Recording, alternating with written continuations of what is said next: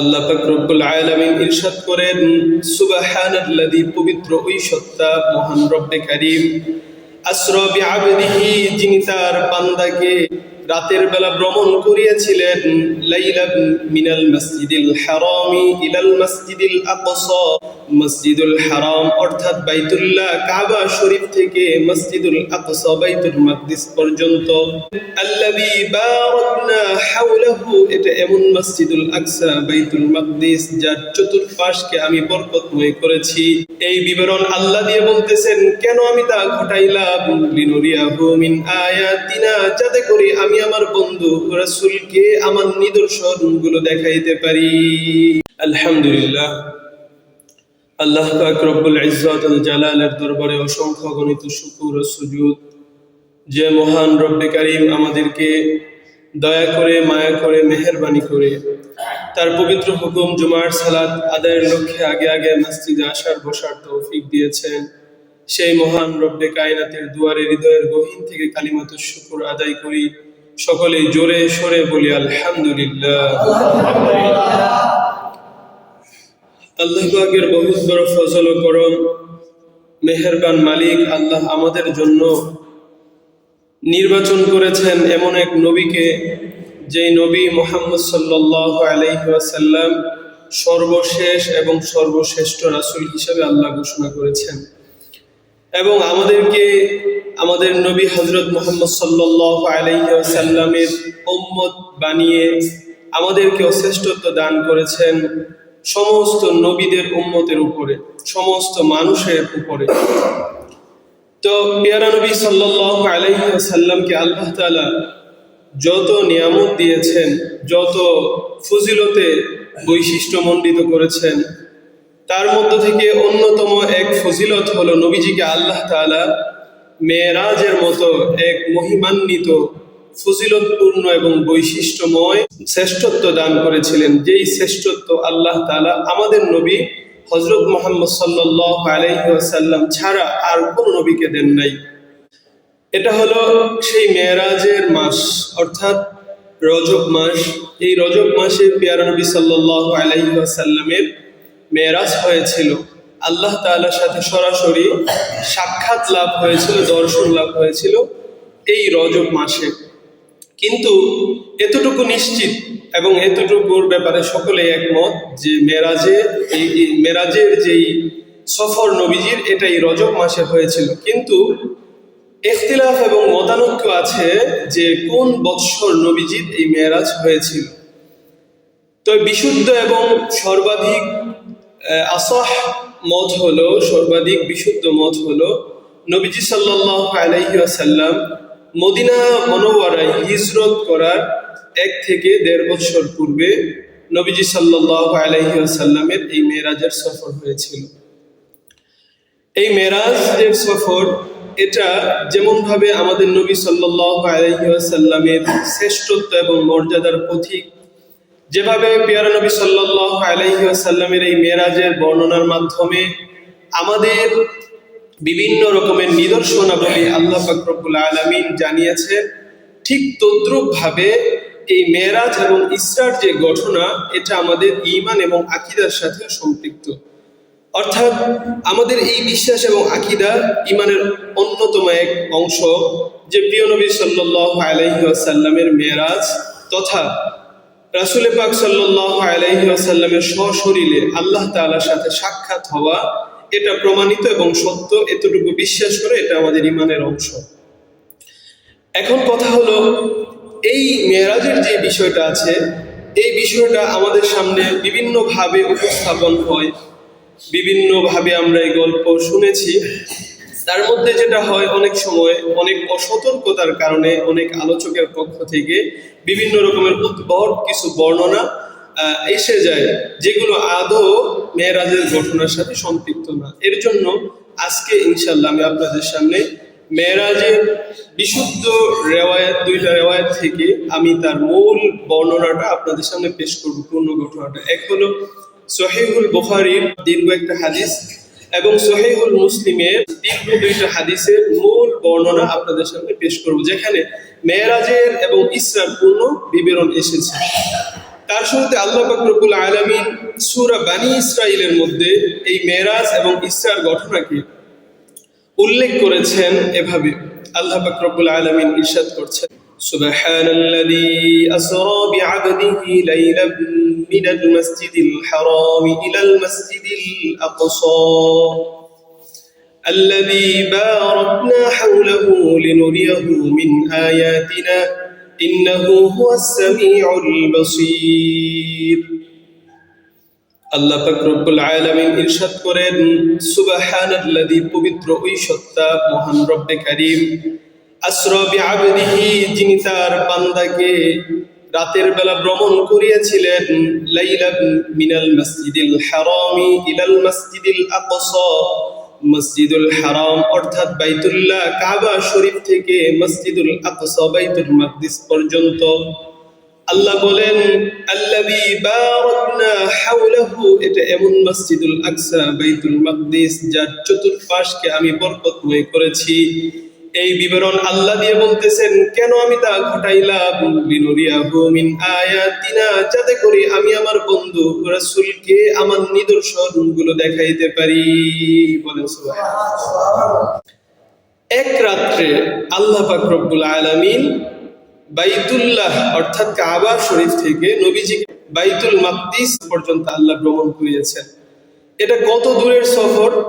ওই সময় আরবের ব্যবসায়ীরা মক্কা থেকে তারা সিরিয়াতে ব্যবসার উদ্দেশ্যে সফর করত। তো এই বাইতুল মাকদিস যেহেতু সিরিয়ার ফিলিস্তিন অঞ্চলে জেরুজালেমের মধ্যে অবস্থিত, তো তারা জানে এটা দীর্ঘ একটা সফরের পর প্রায় 1 মাস সফর করতে হয় তখনকার সময়। তো নবীজি সাল্লাল্লাহু আলাইহি ওয়াসাল্লামকে আল্লাহ তাআলা কিভাবে এতটুকু সফর করাইলেন এই এক রাতে? শুধু বাইতুল মাকদিস পর্যন্তই না, বরং বাইতুল মাকদিস থেকে আল্লাহ পাক রব্বুল আলামিন আবার নবীজিকে 7 আসমান ঊর্ধ্বে উঠাইয়া আল্লাহর সাথে সাক্ষাৎ করে আবার জমিনের মধ্যে পাঠাইছেন। বলেন সুবহানাল্লাহ।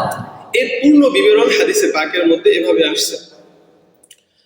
প্রিয় নবী সাল্লাল্লাহু আলাইহি ওয়াসাল্লাম ইরশাদ করেন, আমি একদিন রাতের বেলা এশার নামাজ আদায় করে সাহাবীদের সাথে, সাহাবীরা যখন যার যার বাড়িতে চলে গেল, আমি মসজিদুল হারামে হাতিমে কাবার সাথে এসে হেলান দিয়ে ঘুমিয়ে পড়লাম। এমতো অবস্থায় জিবরাইল আসলো। আল্লাহর নবী সাল্লাল্লাহু আলাইহি ওয়াসাল্লাম, এখানে আরেকটা বর্ণনা অতিরিক্ত আছে যেটা বুখারী এবং মুসলিমের মধ্যে নাই, সেটা হলো নবীজি বলছেন, আমি উম্মে হানির ঘরের মধ্যে রাত্রে ঘুমন্ত ছিলাম। হঠাৎ করে আমি দেখলাম আমার ঘরের উপর যে ছাদটা, এই ছাদটা ফাঁকা হয়ে গেল। আমি আশ্চর্য হলাম, ছাদ কেন ফাঁকা হয়ে গেল? একটু পর দেখলাম আমি এই ফাঁকা ছাদ দিয়ে জিবরাইল আমিন নামতেছেন। আমার কাছে এসে জিবরাইল আসলেন। তা আমি আশ্চর্য হলাম, আবার দেখলাম ছাদটা আবার লেগে গেল। এখানে একটা প্রশ্ন থাকে, জিবরাইল আমিন নবীর কাছে তো সারা জীবন আরো বহুবার আসছেন, কখনো তো আসার জন্য এরকম ছাদ ফাঁকা করে আসতে হয় নাই, এইবার কেন ছাদ ফাঁকা করে আসলেন? মুহাদ্দিসিনে কেরাম বলেন, আল্লাহর নবী যাতে বুঝতে পারে এমন একটি ঘটনা ঘটবে, যেই ঘটনা কোনো মানুষের বিবেক দ্বারা, মানুষের বুদ্ধি দ্বারা, যুক্তি দ্বারা সে বিবেচনা করে ধরতে পারবে না। জিবরাইল এই যে আসলেন, ঘরের ছাদ ফাঁকা হয়ে গেল, এই কথা ভাবছিলেন। আসলে আল্লাহর তখন ইচ্ছা ছিল, আল্লাহর তখন পরিকল্পনা হলো, মুহাম্মদ তুমি তো দেখলাম মাত্র ঘরের ছাদ ফাঁকা হয়েছে, কিছুক্ষণ পরে আমি আল্লাহ তোমার জন্য আকাশের ছাদগুলো ফাঁকা করে দিব। সুবহানাল্লাহ। তারপরে নবী সাল্লাল্লাহু আলাইহি সাল্লাম বলেন, জিবরাইলের সাথে এক রিওয়ায়াতে আছে 2 জন ফেরেশতা এসেছেন, অন্য রিওয়ায়াতে 3 জন। 2 জন ফেরেশতার রিওয়ায়াতে জিবরাইল এবং মিকাইল, আর 3 জন ফেরেশতার রিওয়ায়াতে আছে জিবরাইল, মিকাইল এবং ইসরাফিল আলাইহিস সালাম আসলেন। আয়েশা নবীজিকে উম্মে হানির সেই ঘর থেকে নিয়ে গেলেন।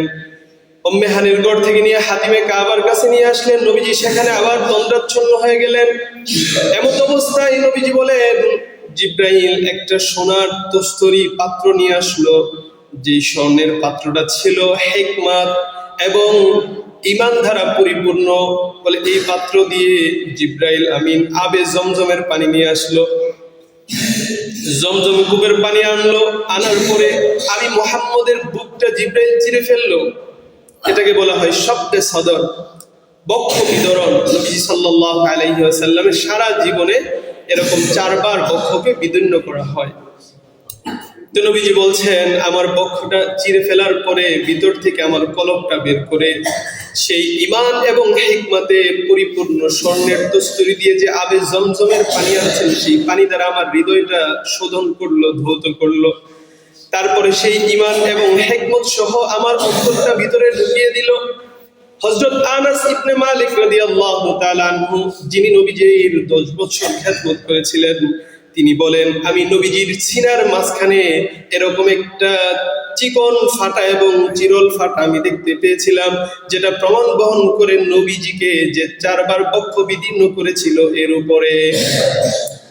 তারপরে নবী সাল্লাল্লাহু আলাইহি সাল্লাম বললেন, আমার বক্ষটা এভাবে বিতরণ করে ভিতরে কলবটা আবার যখন শোধন করে ঢুকিয়ে দিলেন ঈমান এবং হিকমত সহকারে, ইতিমধ্যে একটা প্রাণী নিয়ে আসা হলো, যে প্রাণীর নামটা হলো বোরাক। কি নাম? বোরাক।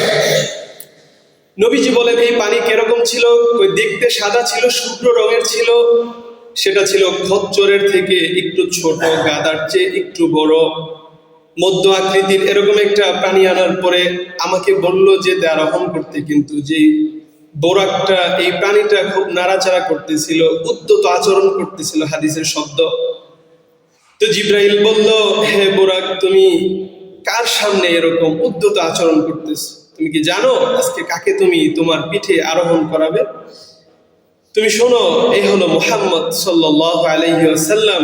তুমি আজকে যাকে তোমার পিঠে আরোহণ করাইতে যাচ্ছ, পৃথিবীতে তুমি এর পূর্বে এবং পরে কখনোই তার থেকে শ্রেষ্ঠ এবং আল্লাহর কাছে কোনো প্রিয় মানুষ যাকে পিঠে আরোহণ করানোর, তার থেকে শ্রেষ্ঠ আর প্রিয় তুমি কাউকে আরোহণ করাইতে পারবে না। এই কথা শুনে সেই বোরাক গর্মাক্ত হয়ে গেল, নবীজির এই শ্রেষ্ঠত্ব শুনে, আল্লাহর কাছে নবীজির এই মর্যাদার কথা শুনে। তারপরে নবীজি বলেন, আমি সেই বোরাকের রেকাবের মধ্যে পা রেখে তার উপরে আরোহণ করলাম। রেকাব বলা হয় পাদানিকে। তো এই বোরাকটা ছিল জিনপোষ সহকারে, অর্থাৎ উপরের গদি বাঁধা ছিল এবং তার মুখে লাগামও ছিল। আমি যখন এর উপর আরোহণ করলাম, আমার পিছনে জিব্রাইল বসলেন। এখন বোরাক ছুটছে, তার দ্রুত গতি এত বেশি ছিল, এই বোরাকের দৃষ্টির সীমা যেখানে গিয়ে পড়তো, তার কদমটা সেখানে গিয়ে পড়তো। বলেন সুবহানাল্লাহ। দৃষ্টির সীমা যেখানে পড়তো, কদমটা সেখানে গিয়ে পড়তো। এবং এই বোরাক, কেন তার নাম বোরাক রাখা হয়েছে? বোরাক শব্দ এসেছে বারকুন শব্দ থেকে। আরবিতে বলা হয় বিদ্যুৎকে। বিদ্যুৎকে কি বলা হয়? বারকুন বলা হয়।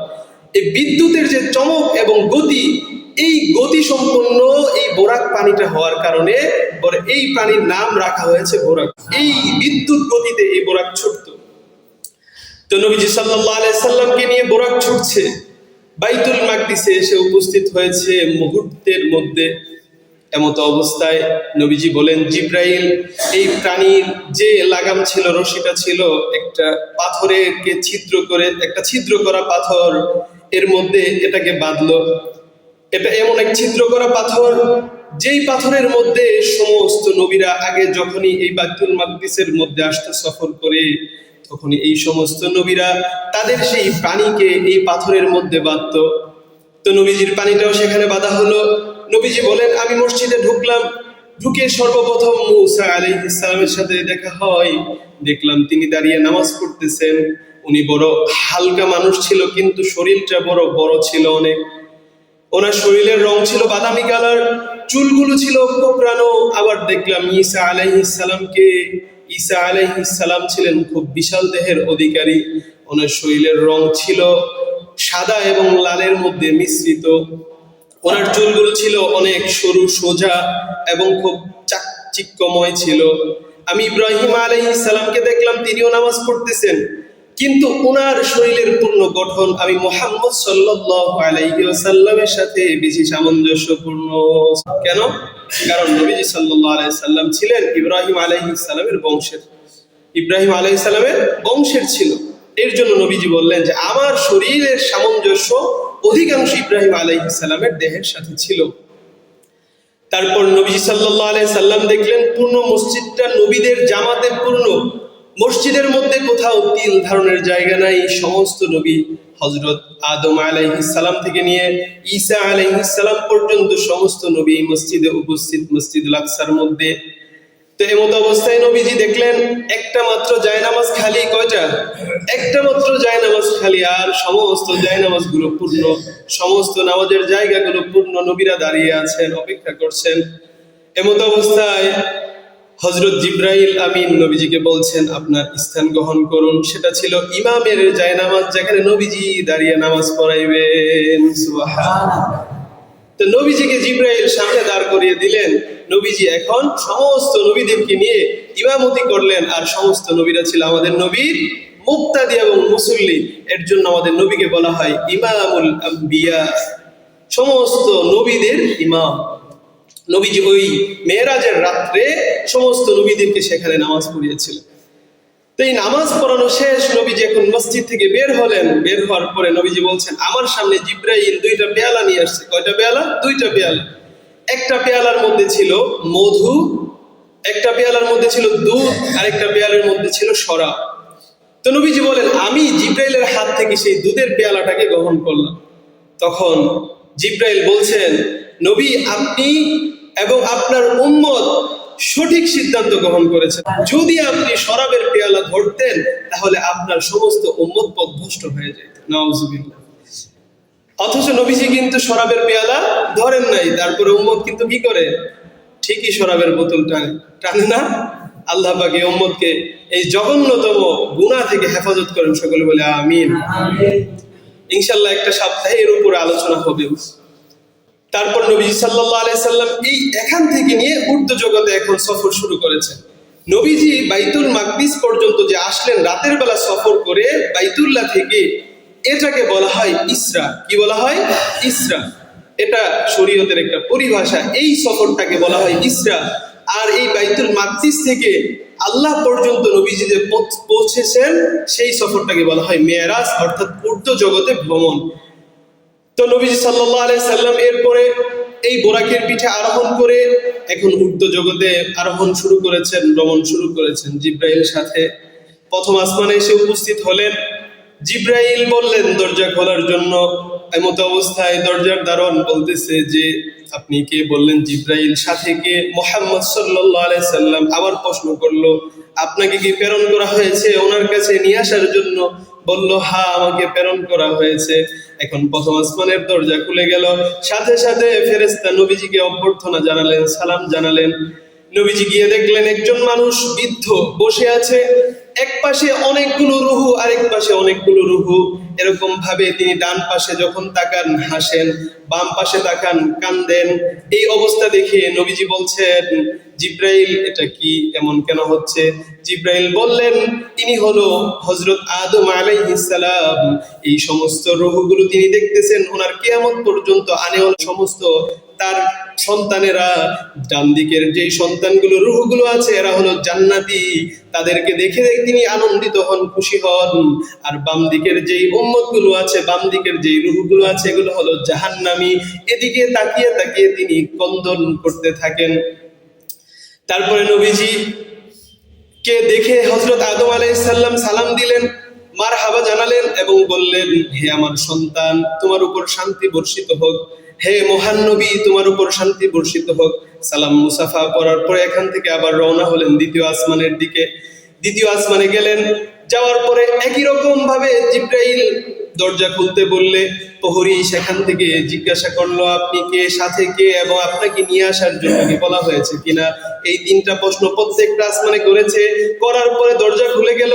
নবীজি সহ জিবরাইল ভিতরে প্রবেশ করলেন। প্রবেশ করার সাথে হযরত নবীজি বলছেন যে, আমি দুই ভাইকে দেখতে পারলাম, দুই খালাতো ভাইকে। এক ছিল হযরত ঈসা আলাইহিস সালাম এবং ওনার ভাই, খালাতো ভাই হযরত ইয়াহইয়া আলাইহিস সালাম, যিনি ছিলেন জাকারিয়া আলাইহিস সালামের সন্তান। তো তাদের দুইজনকে দেখলেন, তাদের সাথে আলাপ হলো। তারা দুইজন নবীজিকে সালাম দিলেন, মারহাবা জানালেন। তারপর নবীজি তাদের থেকে তৃতীয় আসমানে উঠলেন। তৃতীয় আসমানে গিয়ে দেখলেন হযরত ইউসুফ আলাইহিস সালামের সাথে সাক্ষাৎ হয়। নবীজি বলেন, ইউসুফকে আল্লাহ পাক রব্বুল আলামিন এত সৌন্দর্য দিয়েছিলেন, গোটা সৃষ্টি জগতের মধ্যে অর্ধেক সৌন্দর্য আল্লাহ পাক ইউসুফের মধ্যে দিয়ে দিয়েছেন। ইউসুফ আলাইহিস সালামের সৌন্দর্যের কথা আপনারা সবাই জানেন। ইউসুফ আলাইহিস সালামের সাথে তার সৌন্দর্যের কারণে কত ঘটনা ঘটেছিল, এবং আল্লাহ পাক রব্বুল আলামিনও খুব সুন্দর করে সূরা ইউসুফের মধ্যে সে আলোচনা করেছেন। ইউসুফ আলাইহিস সালামের এত সৌন্দর্য, আমাদের নবী কত সুন্দর ছিল। মাঝখানে সামান্য শুধু একটু বলে যায় নবীজির সৌন্দর্যের একটা কবিতা, যে হযরত হাসান ইবনে সাবিত রাদিয়াল্লাহু তাআলা আনহু নবীজিকে দেখে এই কবিতা আবৃত্তি করেছিল। তিনি নবীজিকে দেখে বলতেছিলেন, একদিন আবৃত্তি করতেছেন, ওয়া আহসানু মিনকা লাম তারা কাত্তু আইনি ওয়া আজমালু মিনকা লাম তালিদিন নিসা খুলিকতা মুবাররাআম মিন কুল্লি আইবিন কাআন্নামা ক্বাদ খুলিকতা কামা তাশা। হযরত হাসান ইবনে সাবিত বলেন, ওয়া আহসানু মিনকা লাম তারা কাত্তু আইনি, আপনার মতো এত সুন্দর, এত মাধুর্যপূর্ণ মানুষ আমার এই দুই চোখ কখনো দেখে নাই। ওয়া আজমালু মিনকা লাম তালিদিন নিসা, আপনার মতো এত সুন্দর সুশোভিত মানুষ কোনো মা কোনো সন্তানকে জন্ম দেয় নাই। আপনি তো সমস্ত দোষ ত্রুটি থেকে এবং নির্মল হয়ে সৃষ্টি হয়েছেন, জন্মগ্রহণ করেছেন, যেন আপনি এমন সৃষ্টি হয়েছেন যেমন আপনি নিজে আল্লাহর কাছে চেয়ে এনেছেন। হযরত জাবের রাদিয়াল্লাহু তাআলা একদিন বলেন, আমার উরুতে নবীজি মাথা রেখে একদিন ঘুমিয়ে গেছেন রাত্রেবেলা, 14 তারিখের রাত, পূর্ণিমার চাঁদ ঝলঝল করতেছে আকাশে। আমি আনমনা হয়েছিলাম, ইতিমধ্যে আমার চোখে মুখে এরকম চাঁদের আলো পড়তেছিল। তা আমি আকাশের দিকে তাকায়া সেই চাঁদ দেখতেছিলাম, যে এত সুন্দর চাঁদ। কিন্তু পরক্ষণে মনে হলো, যেই চাঁদ আমি আকাশে দেখতেছি তার থেকে সুন্দর চাঁদ তো আমার পায়ের মধ্যে উরুর মধ্যে শুয়ে আছে। তখন তিনি কসম করে বলছিলেন, তিনি বর্ণনা করার সময়, যে আল্লাহর শপথ করে বলি, আমি সেই আকাশের চাঁদ দেখেছি, আমার নবীজির চেহারার দিকে দেখেছি, বারবার চাঁদের দিকে তাকাই, আবার নবীজির চেহারার দিকে তাকাই, আমার হৃদয় সাক্ষী দিয়েছে, আমার চোখ সাক্ষী দিয়েছে, সেই আকাশের চাঁদ থেকে আমার নবীজির সৌন্দর্য এবং উজ্জ্বলতা আল্লাহ তাআলা বেশি দান করেছিলেন। হযরত আম্মা জান আয়েশা রাদিয়াল্লাহু তাআলা আনহা কবিতা বলতেন, লানা শামসুন ওয়ালিল আফাকি শামসুন শামসুস সামাই তাতলুউ বাদাল ফাজরি ওয়া শামসি তাতলুউ বাদাল ইশা। আম্মা জান আয়েশা বলেন, আকাশের একটা চাঁদ আছে, আমি আয়েশার একটা চাঁদ, আকাশের একটা সূর্য আছে, আমি আয়েশার একটা সূর্য আছে। আকাশের সূর্য উদিত হয় ফজরের পর, আর আমি আয়েশার সূর্যটা উদিত হয় এশার পরে। এই ছিল নবীজির সৌন্দর্য। আম্মা জান আয়েশা রাদিয়াল্লাহু তাআলা আনহার এই হাদিসের মধ্যে আরেকটা হাদিস, আম্মা জান আয়েশার কাছে মহিলারা যখন ইউসুফ আলাইহিস সালামের সৌন্দর্যের কথা বলতো, তখন আম্মা জান আয়েশা বলতেন, আমি কসম করে বলি, যেই মহিলারা ইউসুফকে দেখে হাতের মধ্যে ছুরি লাগাইছিল, সেই মহিলারা যদি নবী মুহাম্মদকে দেখতো, তাহলে নিঃসন্দেহে তারা তাদের কলিজার মধ্যে ছুরি চালায় দিত। যাই হোক, আমাদের নবী সাল্লাল্লাহু আলাইহি সাল্লামের সৌন্দর্যের দীর্ঘ বর্ণনা আছে শামাইলে তিরমিজির মধ্যে। তো আল্লাহ নবী সাল্লাল্লাহু আলাইহি সাল্লাম তারপরে বলছিলেন, এই তৃতীয় আসমান থেকে আমি আবার রওনা করলাম চতুর্থ আসমানে। ইউসুফ আলাইহিস সালামের সাথে তৃতীয় আসমান থেকে পাড়ি দিয়ে চতুর্থ আসমানে যাওয়ার পরে আগের মতো প্রশ্ন হলো, দরজা খুলে দেওয়া হলো। সেখানে গিয়ে তিনি দেখতে পেলেন হযরত ইদ্রিস আলাইহিস সালাম।